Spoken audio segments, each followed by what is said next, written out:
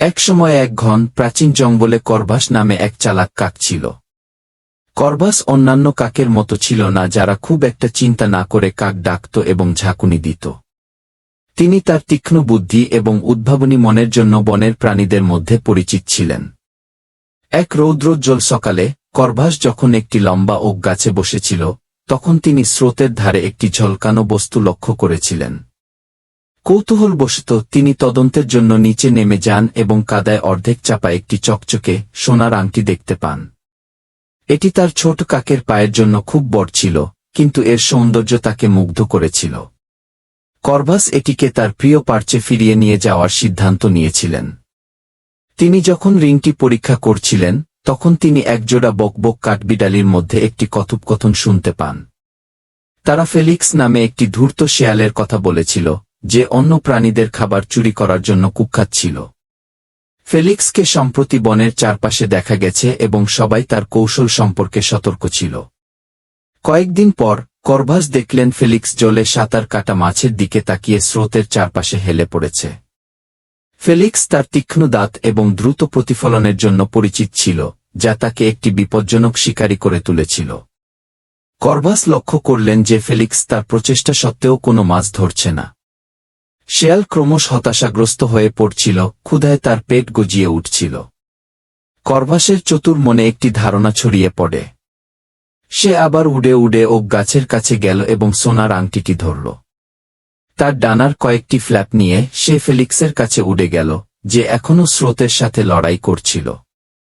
Corvus রিংটিকে জলে ফেলে দিয়েছিল, এটি সূর্যের আলোতে চকচকে এবং ঝকঝকে হয়ে ওঠে। চকচকে বস্তুটি দেখে ফেলিক্সের চোখ কৌতূহলে প্রশস্ত হয়ে গেল। তিনি তার থাবা দিয়ে এটি দখল করার চেষ্টা করেছিলেন, কিন্তু এটি পিচ্ছিল এবং অধরা দেখতে পান। ফেলিক্স রিংটির দিকে দৃষ্টি নিবদ্ধ করার সাথে সাথে তিনি যে মাছটি ধরতে চেয়েছিলেন সে সম্পর্কে ভুলে গিয়েছিলেন। শেয়ালের ক্ষুধা বেড়ে গেল, কারণ সে আংটির মোহ দেখে বিভ্রান্ত হয়েছিল। করভাস কাছাকাছি একটি শাখায় বসে ফেলিক্সের দৃষ্টি আকর্ষণ করার জন্য জোরে জোরে কাঁদছিল।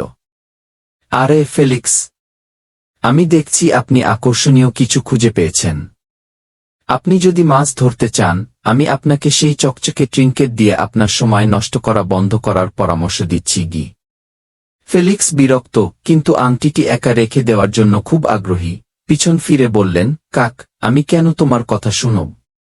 একটি গাত হাসি দিয়ে করভাস বললেন, কারণ আপনি যখন এই আংটিটি নিয়ে বিভ্রান্ত হয়েছিলেন, আমি ইতিমধ্যে স্রোত থেকে একটি মাছ নিয়েছি এবং আমার বাসাটিতে লুকিয়ে রেখেছি। এবং আপনি যদি বিভ্রান্ত হতে থাকেন তবে আপনি খাবার মিস করবেন। প্রতিক্রিয়ায় ফেলিক্সের পেট জোরে গজগজ করে উঠল। বুঝতে পেরে যে সে বিকৃত হচ্ছে, শিয়ালটি দ্রুত আংটিটি পরিত্যাগ করে আবার স্রোতে ডুব দিল। তিনি কয়েকটি মাছ ধরতে সক্ষম হন, অবশেষে তার ক্ষুধা কমে যায়। এদিকে করভাস তৃপ্তি সহকারে দেখলেন যে ফেলিক্স স্রোত ছেড়ে চলে যাচ্ছে, তার পেট ভরা।